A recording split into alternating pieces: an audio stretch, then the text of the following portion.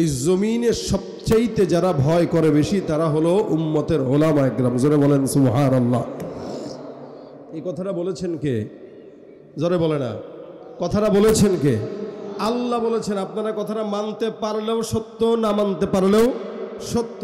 এই জমিনে যত মানুষ দেখা যায়, যার কারণে আমরা সমাজে দেখি নামাজ পড়ে, প্রতি বছর হজেও যায়, প্রতি বছর উমরাও করে, কিন্তু এমন কোনো ঘুষের কারবারি নাই যেটাতে সে নিয়োগ হয় না, এমন কোনো সুদ নাই যে সুদের কারবারি সে করে না। কিন্তু হাজী সাহেব একবার একাধিকবার হজ করেছে, নামের আগে আলহাজ অমুক চৌধুরী, আলহাজ তমুক খান, আলহাজ অমুক। এই আলহাজগুলা সমাজের যত চুরি, যত দুর্নীতি, যত মানুষের সাথে খেয়ানত সব এরা করে বেড়ায়। ঠিক কিনা জোরে কর। এই জন্য আপনি সমাজে আলহামদুলিল্লাহ দেখবেন না একজন আলেমকে ঘুষের সঙ্গে জড়িত, আপনি সমাজের কোনো আলেমকে দেখবেন না সুদের সাথে জড়িত, কোনো আলেমকে দেখবেন না জাগা জমি নিয়ে কারো সঙ্গে, কারো জাগা নিজের বলে টান দিয়া বাস দলিলকে জাল বানায় তারপরে দখলদারি করবে, এটা কোনো আলেমকে দেখবেন না। হ্যাঁ, আলেম হয়তো আপনার মতো তাহাজ্জুদ পড়তে পারে নাই, আলেম হয়তো আপনার মতো প্রতি বছর হজে যাইতে পারে নাই, কিন্তু আল্লাহ পাক বলে ওইটা না পারলেও এই জমিনে সবচাইতে বেশি ভয় পায় যারা, তারা উম্মতের ওলামা একরাম। রাসূল সাল্লাল্লাহু আলাইহি ওয়াসাল্লাম এই কারণে বলেন, এই জমিনের আমি নবী কোনো কিছু রেখে যাই নাই, না ওয়ারিস রেখে গেছি, না মিরাস রেখে গেছি, না সম্পদ রেখে গেছি, কিচ্ছু না। কিন্তু নবী করিম এটা বলেছেন, ইন্নাল উলামা ওয়ারাসাতুল আম্বিয়া।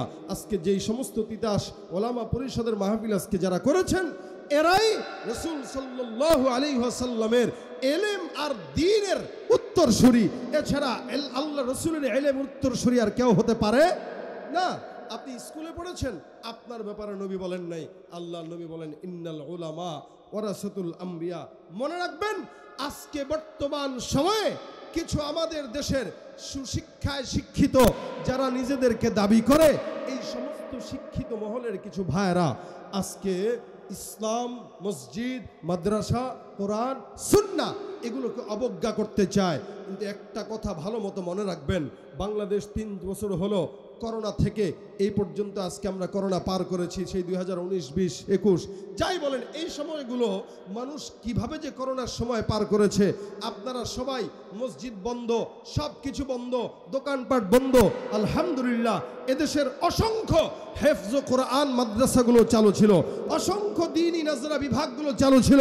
আল্লাহর রহমতে এদেশের ছোট্ট ছোট্ট আলেমে দ্বীন, ছোট্ট ছোট্ট হাফেজে কোরআন, হামেলে কোরআন, এদের তাহাজ্জুদের বরকতে আল্লাহ পাক বাংলাদেশকে অন্য দেশের চাইতে করোনার সময় হেফাজত করেছেন। ঠিক কিনা বল? শুধুমাত্র আলেমদের আল্লাহর প্রতি ভয়ের কারণে। কেন? বলে আল্লাহকে ভয় পায় এরা বেশি, আপনারা ভয় পান না।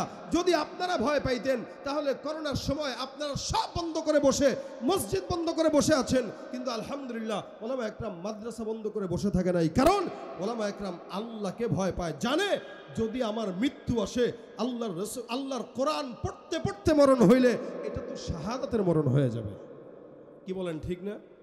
যার কারণে ওলামা একরাম দ্বীনের মাদ্রাসা বন্ধ করেন নাই, ওলামা একরাম নামাজ পড়ানো বন্ধ করেন নাই, মসজিদে যাতায়াত বন্ধ করেন নাই। ওলামা একরামের ওই সময় বোঝা গেছে কার প্রতি, আল্লাহ পাকের প্রতি কার কতটুকু বিশ্বাস আর ভয়। আপনি মাস্ক ছাড়া কারোর সামনে জানি নাই, আর আমরা মাস্কটাকে রাখছি সরকারি আইন হিসাবে। আর আপনার এখনো পর্যন্ত কিছু মানুষ দেখা যায় বাস এটাই পড়ে আছে, কেন? যদি করোনায় ধরে।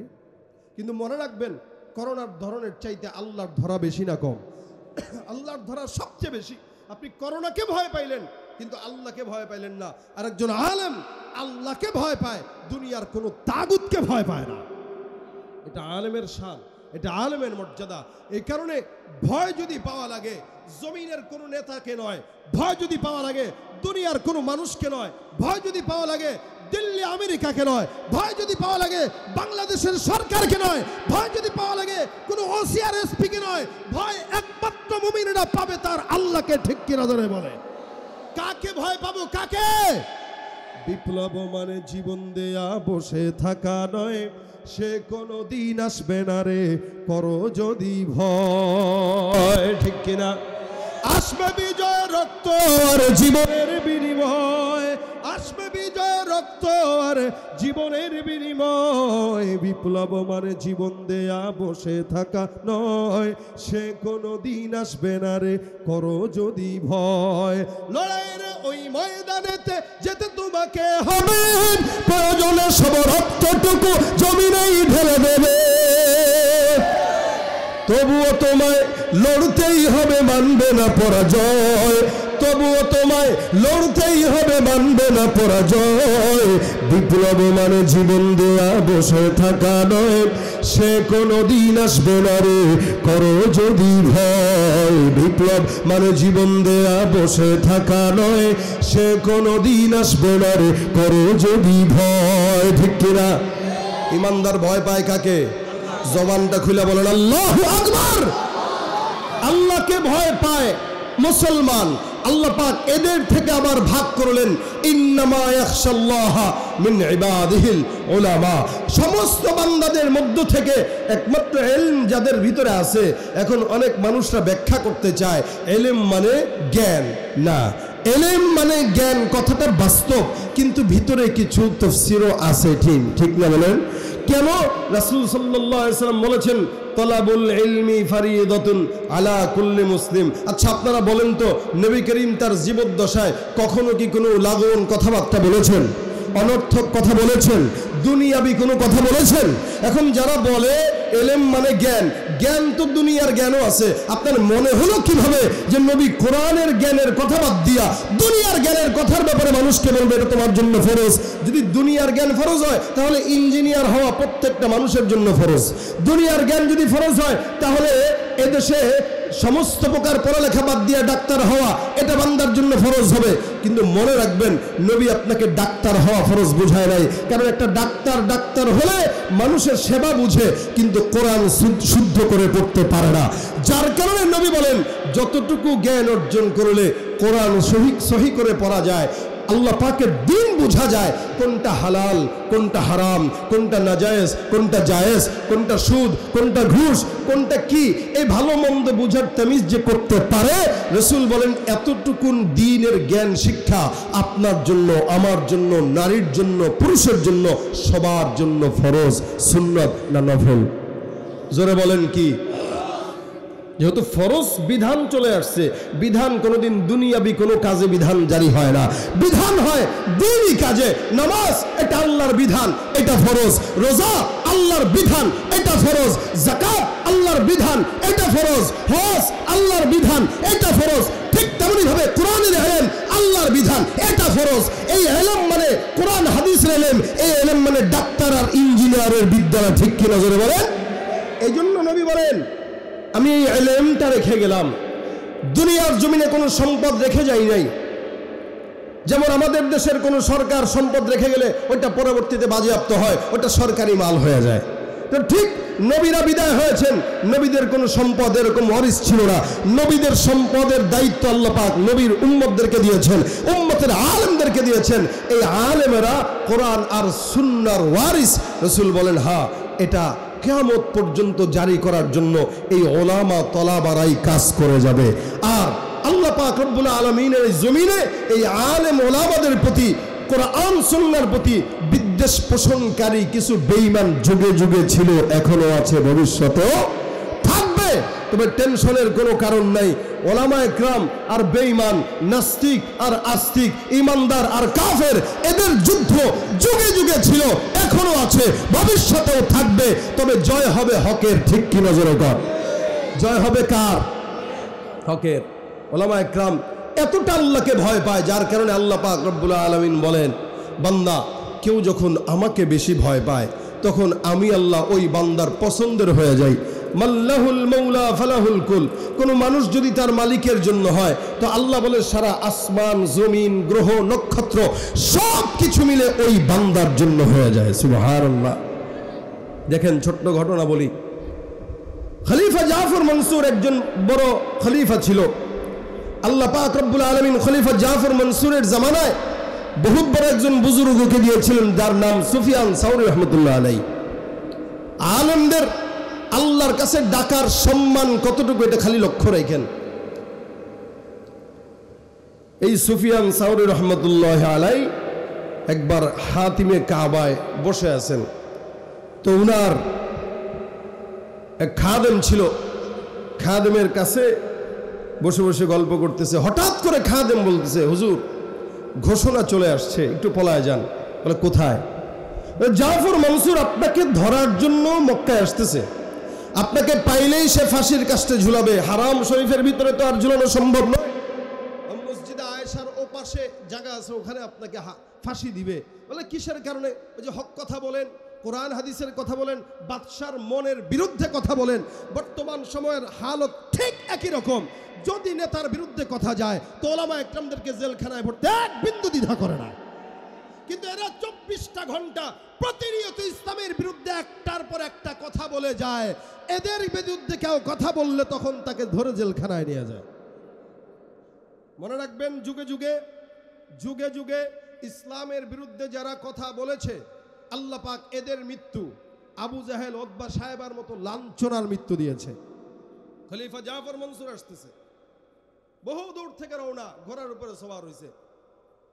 সুফিয়ান সাউরি রহমতুল্লাহ আলাইহির যে খাদেম, সে বলতেছে, হুজুর একটু পলায় চলে যান। বলে কোথায় পলাবো? যে কোনো জায়গায় একটু আড়ালে আবডালে চলে যান। কেন?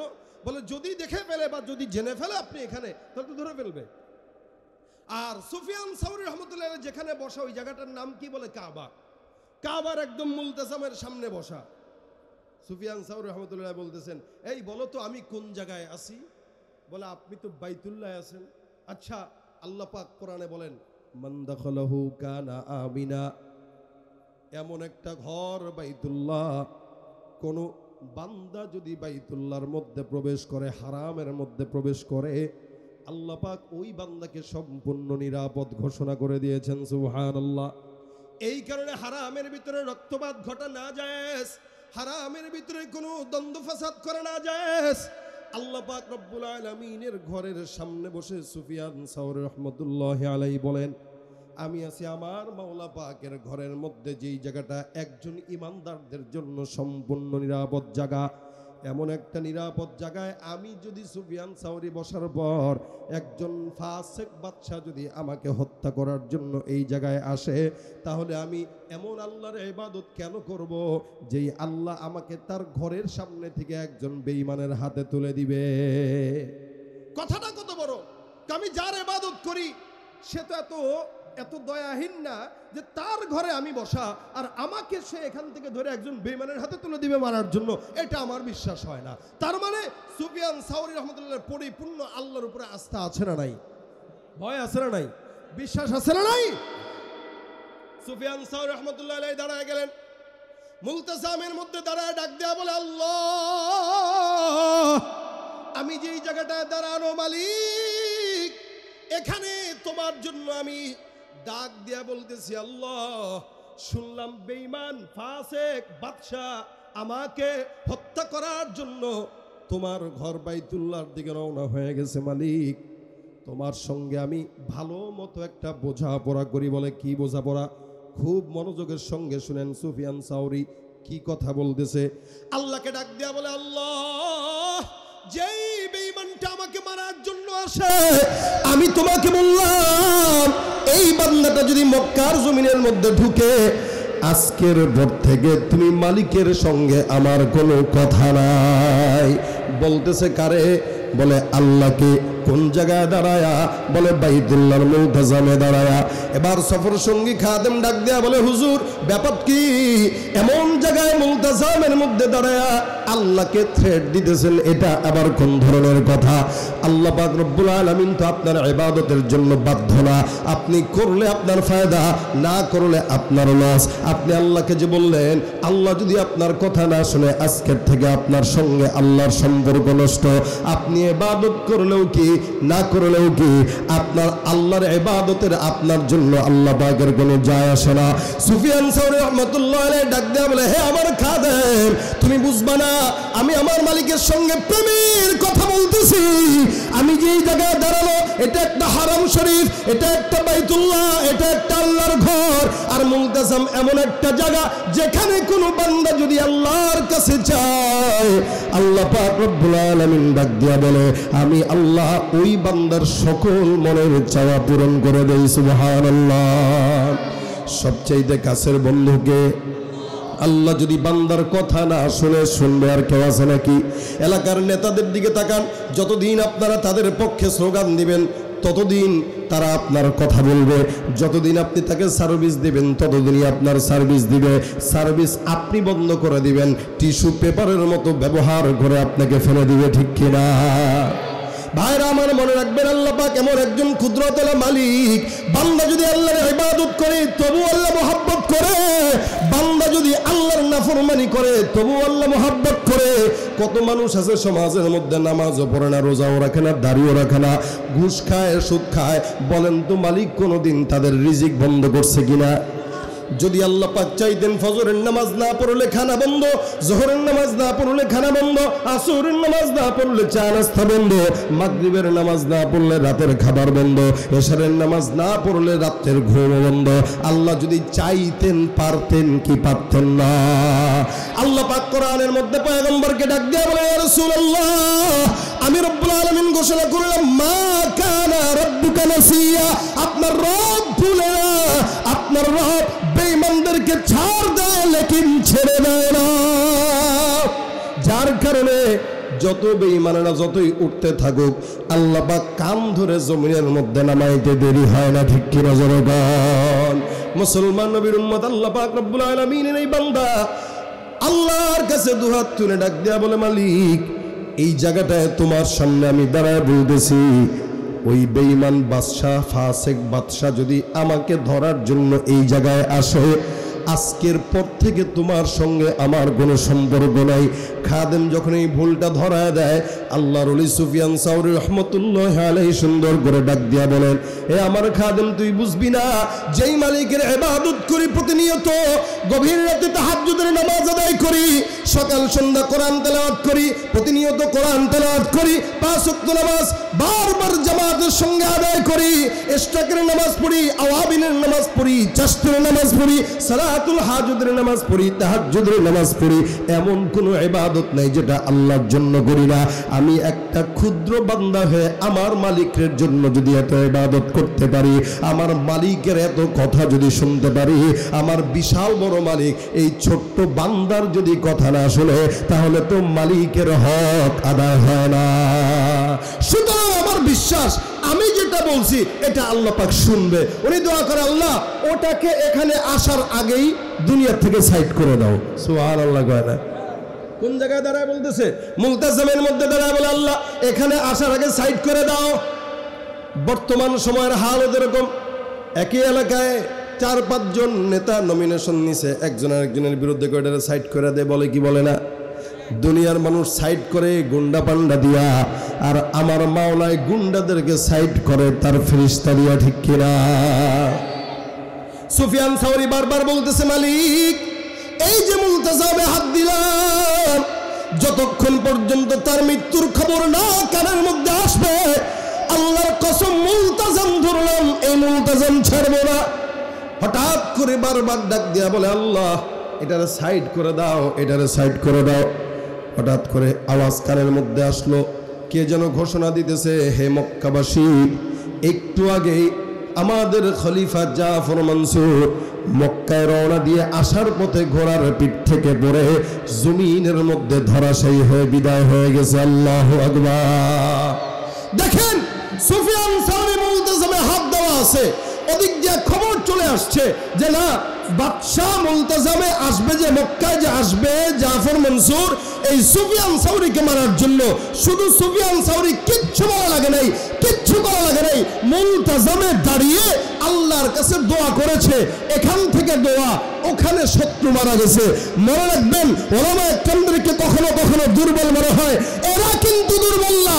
এক একজন ওলামা একরামেরা রাত্রিবেলা তাহাজ্জুদের বিছানায় দাঁড়া এক একটা নাস্তিকের জন্য বদদোয়া করবে। আমেরিকার মাটি, লন্ডনের মাটি, ইন্ডিয়ার মাটিতে বসে বসে এক একটা ইউকেটেল পতন হবে, ঠিক কিনা?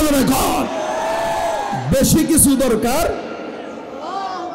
বেশি কিছু